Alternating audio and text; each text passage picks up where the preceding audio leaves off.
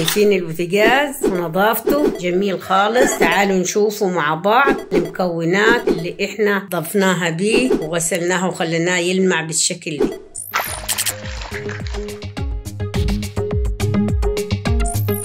صباح الخير عليكم، ازيكم؟ عاملين ايه؟ اخباركم ايه؟ يا رب تكونوا بخير. احنا النهارده هنغسل البوتاجاز. كنت تعبانه شويه وما كنتش قادره نقوم نعمل اي حاجه. العيال قعدوا يشتغلوا وهم حرقوا لي البوتاجاز خالص وبوظوه لي. شايفين كل البوتاجاز خلوه العيون بتاعته اتحرق. شايفين؟ وانا كنت فرشاله ورقه سلوفان، شلتها لقيت اللي تحتيها محروق. شيل العين تلقاها محروقه.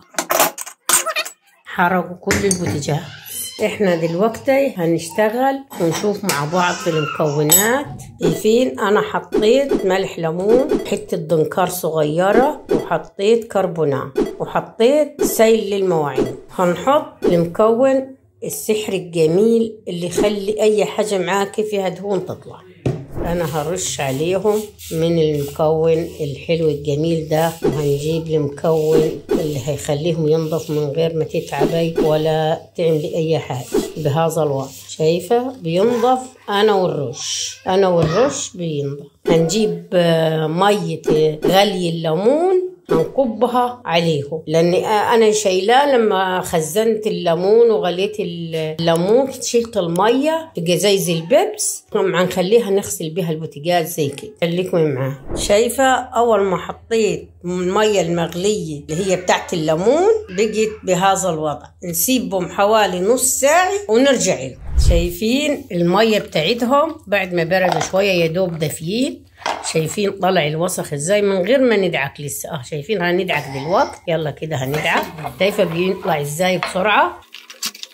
هنخلص كل عيون البوتاجاز وهنرجع نوريكم نظفناهم ازاي. وخدنا شويه ميه من هنا حطيناهم على البوتاجاز علشان ينضف بسرعه. شايفين الوسخ طلع من غير ما ندعك. كل الحاجات ساحت لوحديها. شايفين الميه انا دلوقتي هندعك بالسلكي زي ما انتم شايفين كده. شايفه ما ناخدش وقت خالص.